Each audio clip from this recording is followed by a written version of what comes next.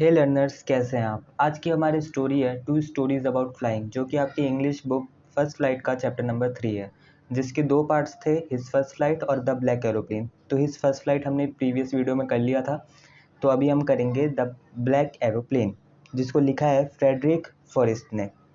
So story कुछ ऐसे start होती है। जो हमारा नरेटर है वो अपनी ओल्ड डकोटा एयरप्लेन में होता है। वो ऑन द वे होता है फ्रांस टू इंग्लैंड।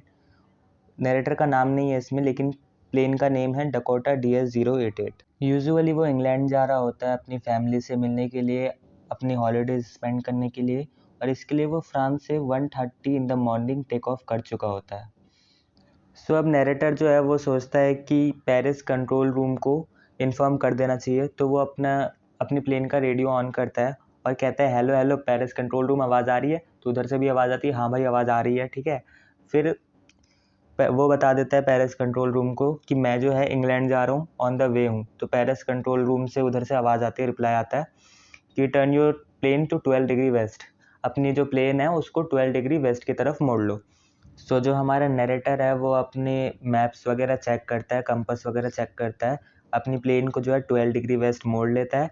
और जब वो फ्यूल टैंक चेक करता है तो फ्यूल टैंक उसका सेकेंड लास्ट फ्यूल टैंक उस टाइम यूज़ हो रहा होता है, लेकिन वो कहता है हाँ चल जाएगा, और फिर वो आगे बढ़ जाता है।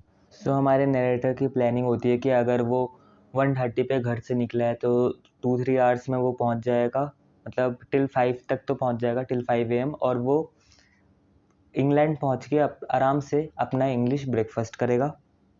सो यही सारी चीज़ें सोचते हुए, अपनी फैमिली और ब्रेकफास्ट के बारे में सोचते हुए, हमारा नरेटर जो है वो पेरिस को 150 किलोमीटर पीछे छोड़ चुका होता है। इतने में लेकिन क्या होता है कि सामने उसके आ जाते हैं ब्लैक माउंटेन क्लाउड्स। माउंटेन नहीं, माउंटेन जैसे दिखने वाले ब्लैक कलर के क्लाउड्स उसके सामने आ जाते हैं। अब उसके पास दो चांस होते हैं, या तो वो यू टर्न ले ले, या फिर वो उन क्लाउड्स के अंदर जाके उन क्लाउड्स को पार करे। लेकिन हमारे जो नरेटर हैं वो है खतरों के खिलाड़ी, तो वो यू टर्न नहीं लेते, उनको फैमिली से मिलना है। तो वो चले जाते हैं, उन क्लाउड्स को पार करने की इच्छा लेकर सामने चले जाते हैं। तो वो एंटर तो कर लेता है, लेकिन क्लाउड्स में एंटर करने के बाद उसके प्लेन की हालत हो जाती है ख़राब। उसका जो कंपास है वो भी सही से काम नहीं कर रहा होता है, प्लेन का कंट्रोल पैनल सही से काम नहीं कर रहा होता है। उसके बाद फ्यूल भी बहुत ज़्यादा कम होता है, क्योंकि जैसा कि सेकंड लास्ट फ्यूल टैंक उस टाइम यूज़ हो रहा था, तो अभी फ्यूल भी बहुत ज़्यादा कम होता है उसके प्लेन में। और प्लेन की जो लाइट्स है वो कभी ऑन हो रही होती है, कभी ऑफ हो रही होती है। तभी वो कंट्रोल रूम को कांटेक्ट करता है। वो बार बार बोलता है hello control room, hello control room, लेकिन इस बार कंट्रोल रूम से कोई रिप्लाई नहीं आता है। तो अब जो हमारा नैरेटर है वो बुरी तरीके से घबरा जाता है। उसे लगता है फैमिली से तो मिलने से रहा, अभी ये जो हम मेरी प्लेन है वो क्रैश हो जाएगी और कुछ नहीं हो सकता। तभी स्टोरी में एंट्री होती है हमारे स्टोरी के असली हीरो की, द ब्लैक एरोप्लेन, जिसके नाम पे नहीं, जिसके नाम पे स्टोरी का नाम है, हाँ हाँ, जिसके नाम पे स्टोरी का नाम है द ब्लैक एरोप्लेन। तभी हमारे जो नरेटर है उसको एक ब्लैक कलर की एरोप्लेन दिखाई देती है, जिसके पायलट का चेहरा तो क्लियर नहीं होता है, लेकिन हाँ हमारे नरेटर को इतना ज़रूर दिखता है कि वो जो पायलट है वो वेव कर रहा होता है। तो हमारे नरेटर को लगता है कि ये जो है कंट्रोल पैनल की वजह, कंट्रोल रूम की तरफ से ही कोई हेल्प के लिए आया है, या फिर इसको पता होगा कि मेरे को हेल्प चाहिए, इसलिए ये मेरी हेल्प कर रहा है। तो वो हमारा नरेटर जो है उस प्लेन का पीछा करने लगता है। लेकिन अभी भी जो हमारा नरेटर है उसे ऐसा नहीं लगता है कि ये जो प्लेन है वो बच जाएगी। उसे लगता है कि पक्का ये प्लेन जो है वो क्रैश हो जाएगी। लेकिन थोड़ी देर आगे बढ़ने के बाद जो हमारा नरेटर है वो देखता है कि जो ब्लैक माउंटेन क्लाउड्स थे अब वो हट चुके हैं, और सामने जो है एक रनवे नज़र आ रहा है। तो हमारा नरेटर जो है वो खुश हो जाता है बहुत ज़्यादा, और जल्दी से अपनी प्लेन जो है वो उस रनवे में लैंड कर लेता है। सो लैंड करने के बाद जो हमारा नरेटर है वो सोचता है कि जिस पायलट ने मुझे ब्लैक क्लाउड से बचाया है, ऑब्वियसली मुझे उसको थैंक यू कहना चाहिए। तो वो जल्दी से अपने प्लेन से निकलता है, लेकिन वो जो ब्लैक एरोप्लेन है वो उसको कहीं नज़र नहीं आता। तो वो हमारा जो नरेटर है वो वापस कंट्रोल रूम में जाता है। हर रनवे के पास एक कंट्रोल रूम होता है पास में, ठीक है। तो वो सबसे नियर वाले कंट्रोल रूम में वापस जाता है।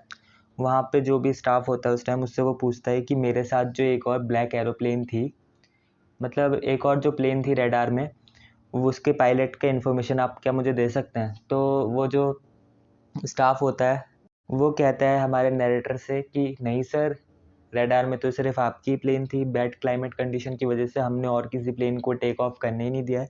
सो इसी लाइन के साथ जो है हमारा चैप्टर ख़त्म हो जाता है एक मिस्ट्री के साथ कि आखिर किसने नैरेटर की हेल्प करी उस क्लाउड से निकलने में। क्या वो ब्लैक एरोप्लेन रियल में था या फिर वो सिर्फ नैरेटर की इमेजिनेशन थी।